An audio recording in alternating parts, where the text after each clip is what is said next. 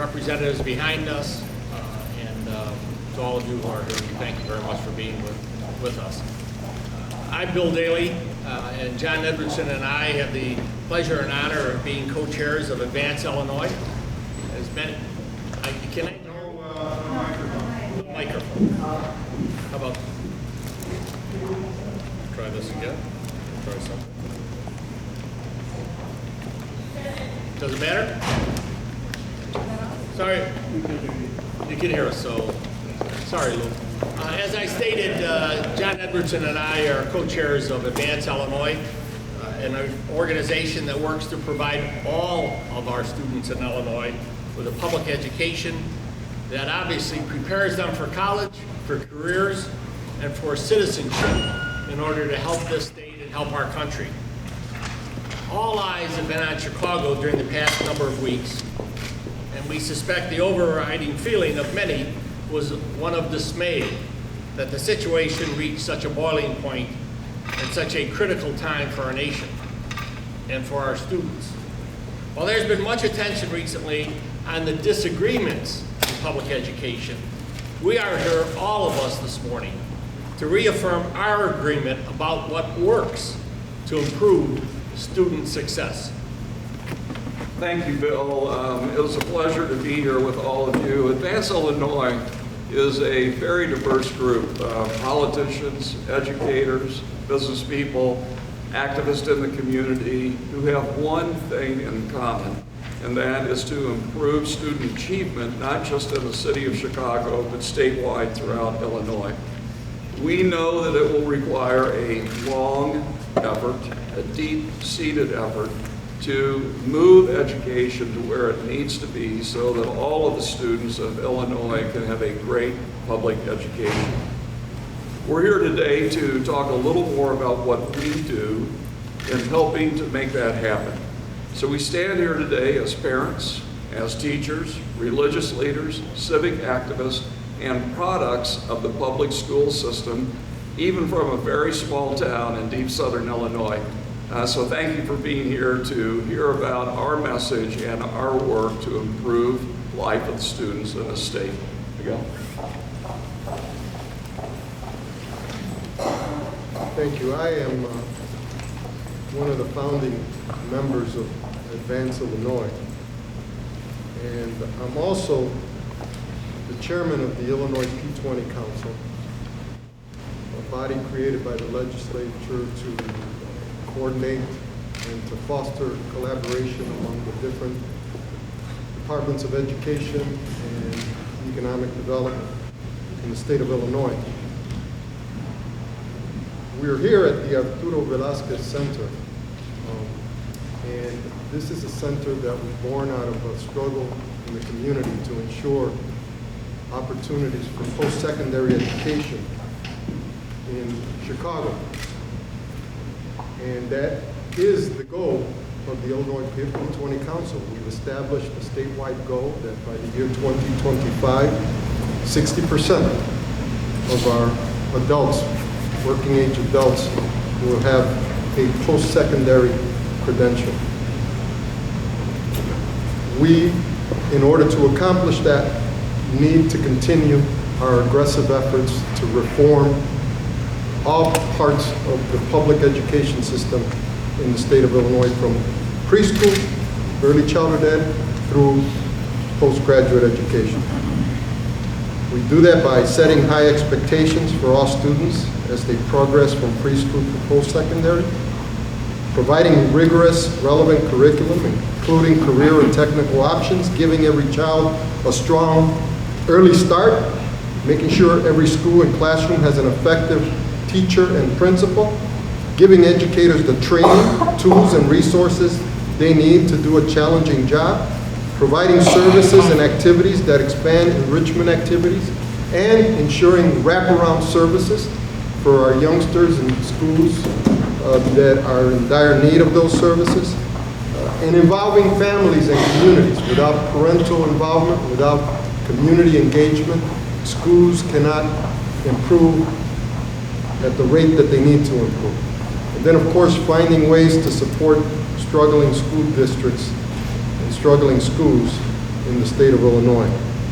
The need for positive change remains. It is as urgent today as it was when the governor appointed a diverse stakeholder group to form the state's first B20 council, many of whom are here today.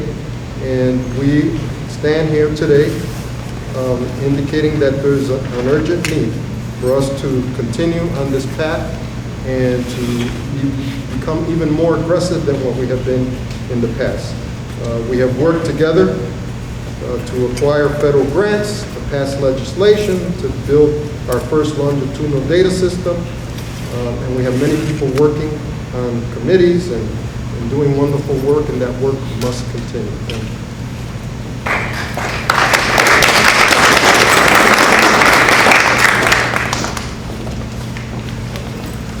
Sit down.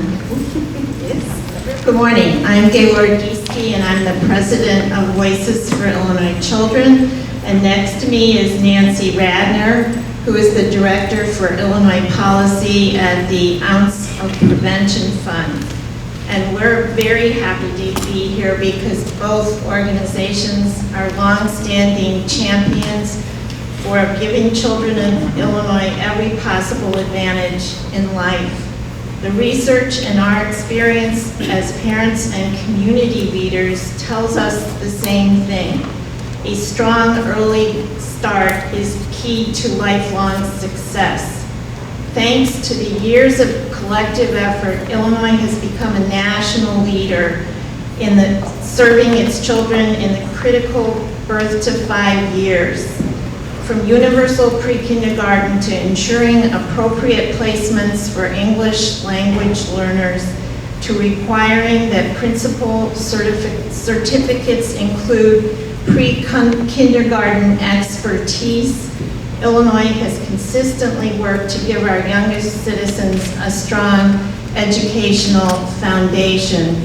And as we like to say at Voices for Illinois Children, every child only gets one chance to grow up, and there are no do-overs.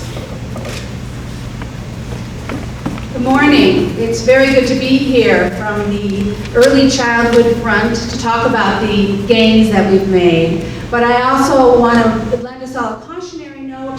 This is a time of budget tightening, and we need to all work together to ensure that these gains are not lost. We also need to work very hard to ensure that the cuts to the state early childhood block grant are restored. And so that's going to be a major challenge for all of us. Luckily, we have this tremendous coalition of parents and teachers and administrators and legislators and advocates, many of whom you see here, and we're all going to be working together to make sure that we do not lose our momentum and that we go forward. One other thing that's happening in the early childhood world that's very exciting is the rollout of a pilot called KIDS, which is a kindergarten assessment tool, which helps us understand where our kids are and where they need to be. So this is a very exciting forward motion kind of thing that is happening, and we know that by implementing things like KIDS, we're going to ensure that every child meets her potential.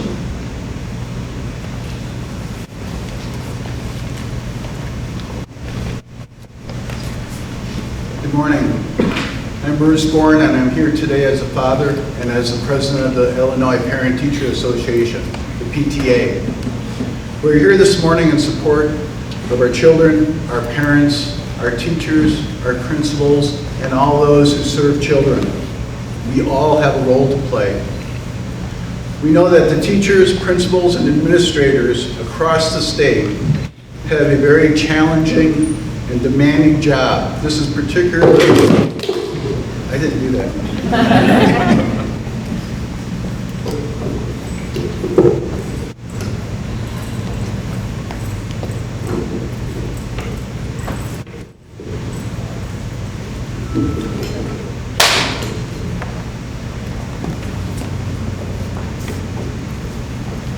If you don't mind, I'm going to start over real quick. Good morning. I'm Bruce Bourne, and I come here today as a father and the president of the Illinois Parent-Teacher Association, the PTA. We are here this morning in support of our students, our parents, our teachers, our principals, and all those who serve students. We all have a role to play. We know that teachers principals and administrators across the state have a very challenging job. And this is particularly true of those who are at risk, who work in at-risk communities, where students walk in the door each day with issues that go well beyond the classroom. But whether we draw from our research or our own observations, we know that all children can achieve to high standards. Illinois has taken a healthy step in adopting the Common Core standards, standards that represent more real-world skills and a content, and that give parents a more accurate and relevant understanding of whether their children are on a path to succeed in college or a career. It took joint action to adopt these standards. It will take a collective effort to implement them well in classrooms and schools across the state. The Illinois PTA has taken a leadership role in communicating the changes underway, and will continue to work with others to bring a world-class curriculum in Illinois schools.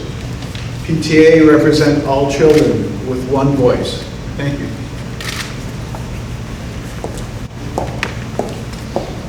Hello, my name is Sarah Slavin. I'm the Executive Director of Teach Plus, an organization committed to helping teachers play a true leadership role in Illinois.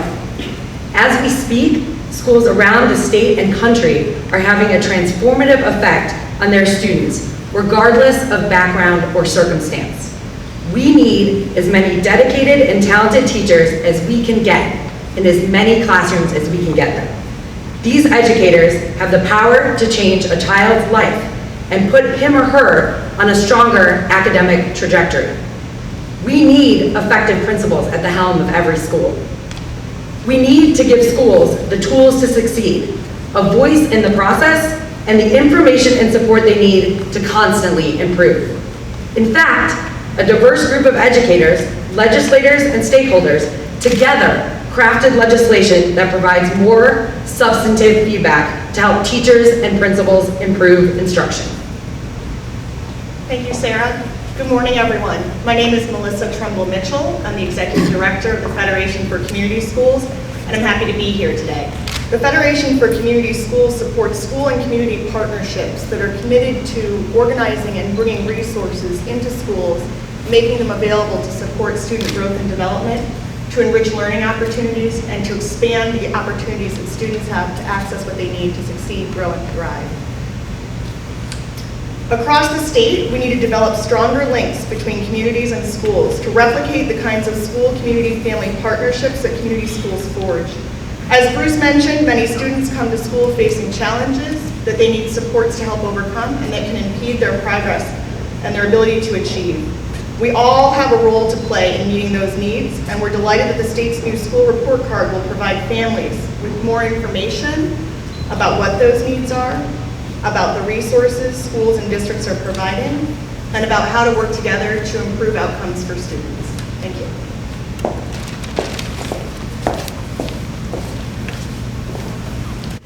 Good morning. My name is Jeff Mays. I'm president of the Illinois Business Roundtable, and proud to be here with this tremendous coalition. And I'm going to go off script for just a second. Advance Illinois has played such a critical role in building a broad, diverse table that we can all sit at to work out things that need to be worked out. And today is an example of the kind of things that you have done to help move the education discussion along in Illinois. For the roundtable standpoint, from my standpoint as both a parent, a school board member down in Quincy, Illinois, and president of the Illinois Business Roundtable, I just wanted to be here to affirm our commitment to moving the education initiatives along in Illinois. Our particular focus is on trying to help build the skills for our kids as they come out of high school and go into college and into the world of work. Just 2 weeks ago, during some of the discussions that were going on in Chicago, we launched our statewide initiative called STEM Learning Exchanges. And the focus of that is to create pathways, very, very clear pathways for kids that can link their academics, their interests, and their skills to a pathway that will lead them out of high school and into a promising career in areas that this state sorely needs. So our commitment to the Pathways Initiative is extraordinarily strong. We just launched 2 weeks ago.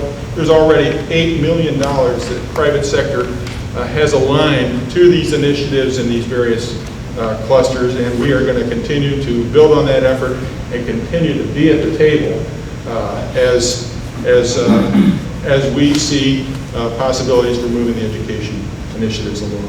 So thank you very much for allowing me to be here.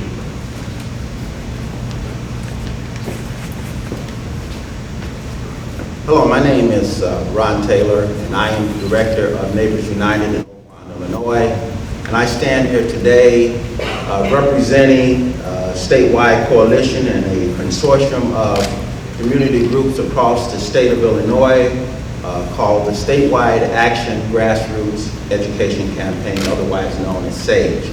And I just want to say that I'm very happy that we have a number of coalition partners that we have that work with us here in the city of Chicago as well as downstate. I do want to recognize some of those that are downstate right now, such as Community Point, Central Point Community Services. They're from Bloomington, Illinois, as well as Hands That Help from Rockford, Illinois. We're very happy for these organizations that have worked improve the education of young people here in the state of Illinois. And the reason why we're here, SAGE is here today, is because we're here and we're concerned about the future of our young people. The future of our state is one that is at stake. And at present, when you look at high school freshmen, less than fewer than 3 out of 4 high school freshmen will go on to complete high school. And then when you look at the numbers of those that go on to any post-secondary education, we're looking at 1 in 4 freshmen that will actually go on to complete post-secondary education. And those numbers actually get into the single digits when you start looking at the city of Chicago. And we're saying that this status quo number is completely unacceptable. We're saying that, to be clear, when you look at whose responsibility this is, we as adults have failed.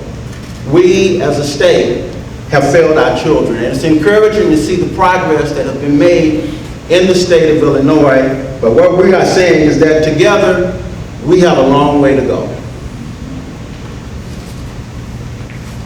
I'm Barbara Flynn Currie, State Representative and Majority Leader of the House. I'm also a member of the P20 Council.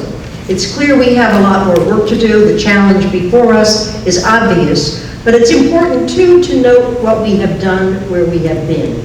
I think some of the items people have mentioned already, school report cards that parents maybe can understand, new evaluation programs in the classroom, an effort to see to it that we know over time what really works and what really doesn't. All of those things happened because of the amazing collaborative activities of the Illinois State Board of Education, the Board of Higher Education, the Community College Board, the P20 Council, and groups like the PTA, like SAGE that you just heard from, and certainly groups like Advance Illinois. We can't do the things we've already done, and we surely cannot do more going forward without that kind of very strong support from our institutions and from parents and the grassroots. But I'm here to tell you, we couldn't do it either if we did not have strong backing from a bipartisan group of lawmakers. And I'm here to tell you we have that, we've had that consistently as we have worked to make the successes that we have made happen and that we will continue to work on in the future. Some of those lawmakers couldn't be here today, but let me just mention them because their support has been critical. Representatives Linda Chapelavia, who chairs the Illinois House Elementary and Secondary Committee, Bob Pritchard, who is the chair of the Bipartisan Education Caucus in the House, and Representative Ed Sullivan. We also have state senators Susan Garrett and Kirk Dillard, and Kimberly Lightford, who's the assistant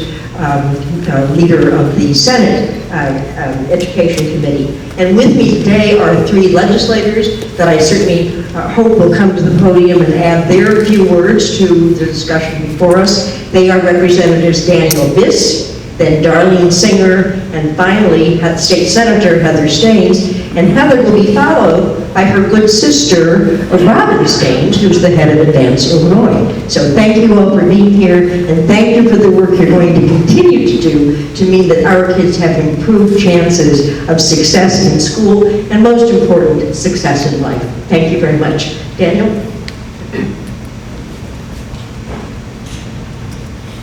Thank you, Leader Currie.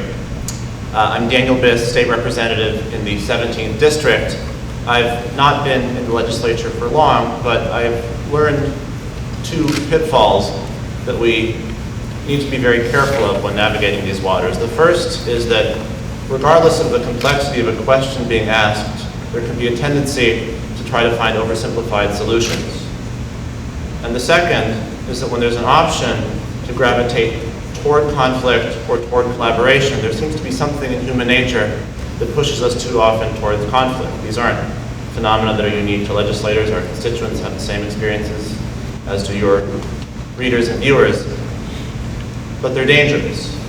It's dangerous when dealing with complex problems to feel assuaged by something which is really an oversimplified solution. And it's very dangerous in an environment as difficult as education, where there's absolutely no hope of any kind at any kind of solution that isn't definitionally collaborative, that doesn't bring necessarily all the educators and the administrators and the parents and the communities and the students themselves together. It's very, very dangerous to feel that that kind of approach could be successful. So I'm very fortunate to stand here with a remarkable coalition of strong leaders, diverse in so many different ways, and all committed to working toward the kind of nuanced, complex, realistic, and sustainable solutions, and to doing so in the collaborative method that we know to be necessary. Thank you.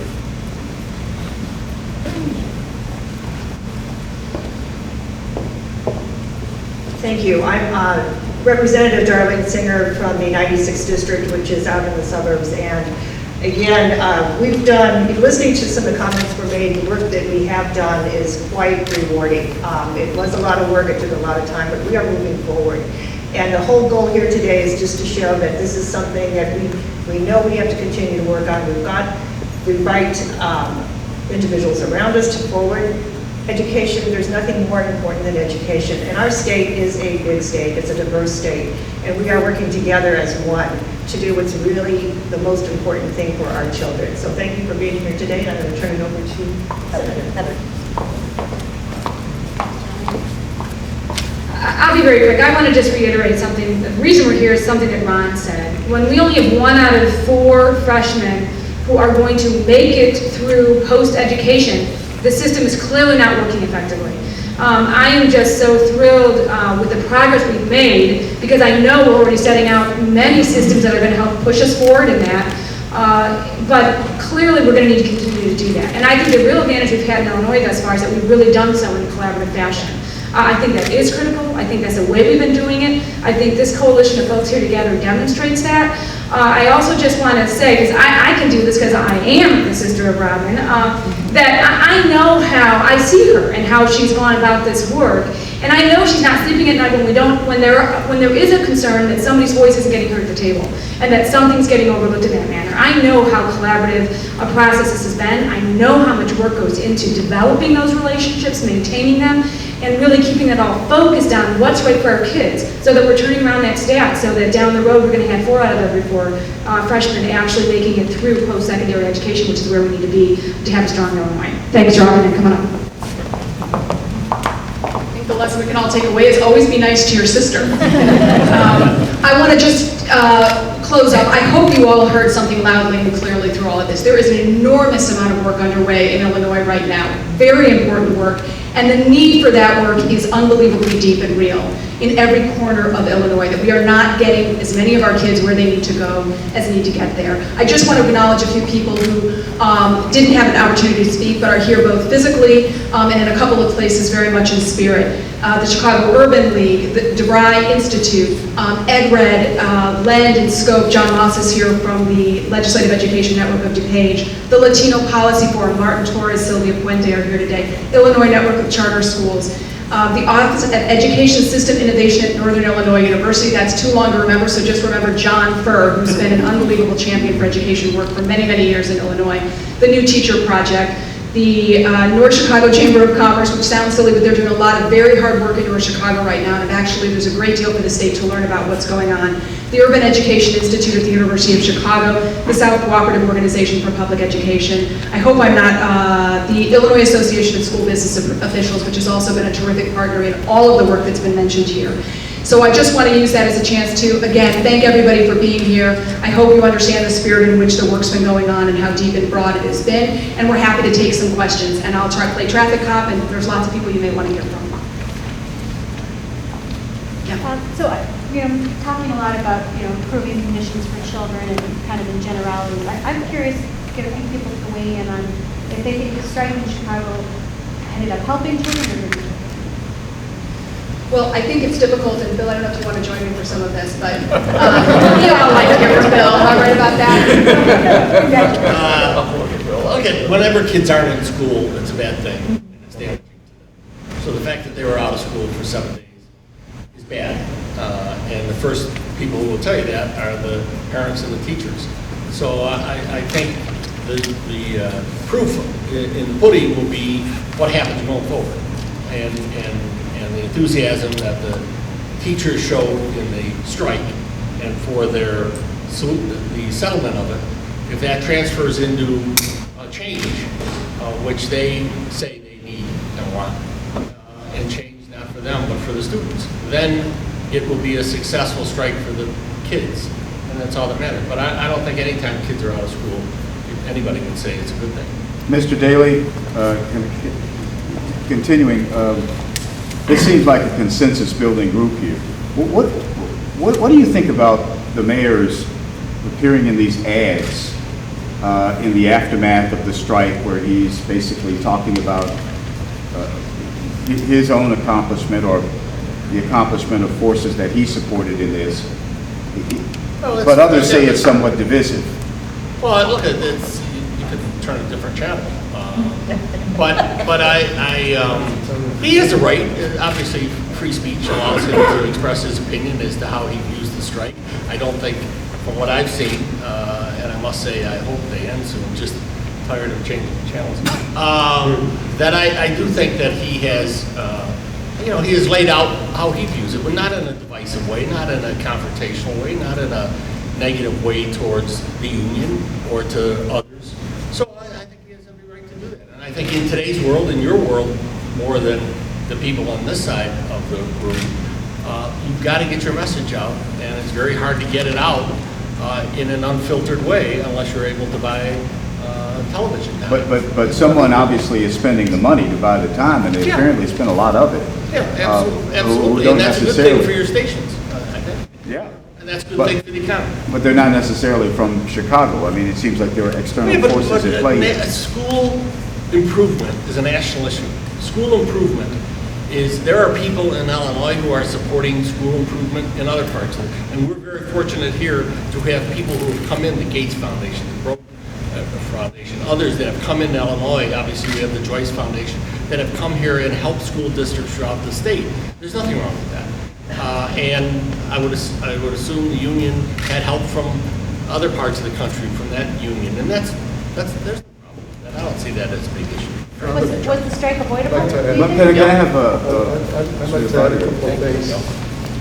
The strength of this group is that we respect each other's positions, even if we disagree. And there are disagreements here.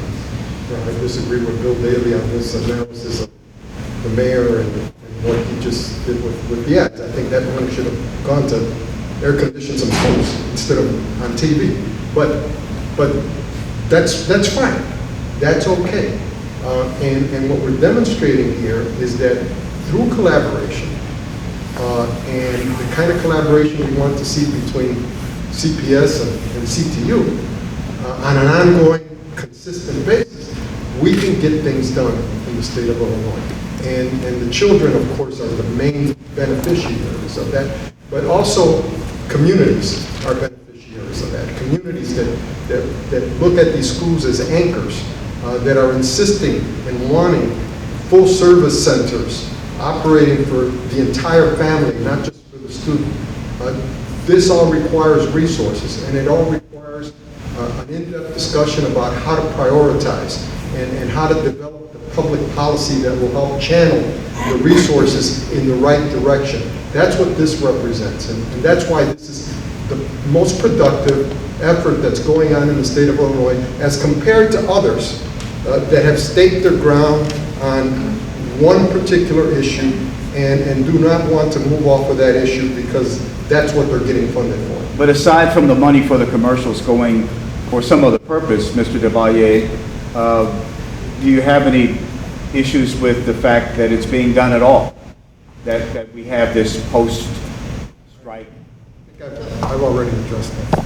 Yeah. Did the fact that there was a strike show that Senate Bill 7 worked the way it was supposed to? You know, it's I think, very difficult. Obviously, the hope and the intent of that portion, remember, Senate Bill was a very large bill with a lot in it, but that very small section was the hope that you would encourage districts to take every last effort to negotiate and figure things out at the table so that you didn't have a strike. So, you know, clearly it didn't have that effect, and I don't think anybody feels good about that, you know, but there's a million reasons why strikes happen, and so it's bigger and deeper than Senate Bill 7 or any other piece of legislation directed at that. Is the movement toward charter schools in the city of Chicago, is it in any way counter to what you're trying to accomplish here to improve traditional public schools?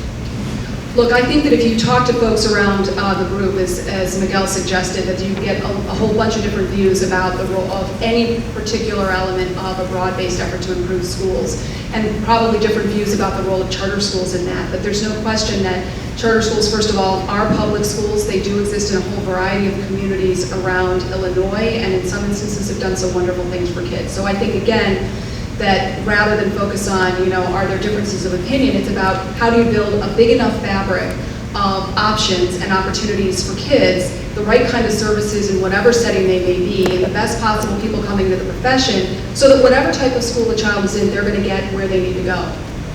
Do you think Senate Bill 7 needs to be changed? Are you going to champion any kind of no strike legislation going forward? Yeah, it's too soon to have any thoughts or discussions about that. Mr. Daly, your background at the White House and the financial community suggests you have a reputation for getting specific things done. What specifically do you want or hope to come out of this news conference here?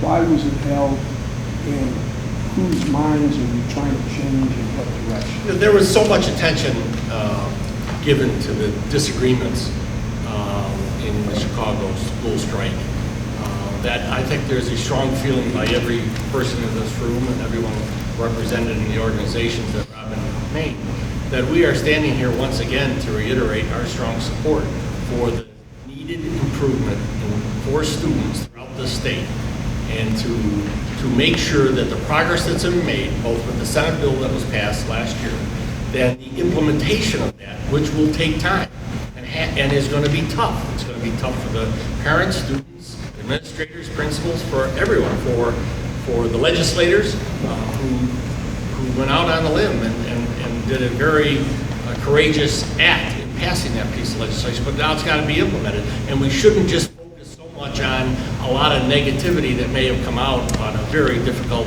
strike in Chicago, the first one in 25 years. So we're here to once again reiterate that we have got to refocus all of our energies on the students and improving all students, no matter what school they're in throughout the state, or else the future of this state, the business opportunities, as Jeff May said, will be very challenging for us going forward, and more importantly for them that are younger when they want to see the economic opportunities for themselves. If I can draw your attention, I'm sure you'll read your press packets very, very closely, every piece of information that's in there, but there's one page, if I would ask you to just look at it, it's a one page that talks about the amount of education initiatives that have gone on in the state over the last 4 years. And I think if you look at it, you're going to be struck by two things.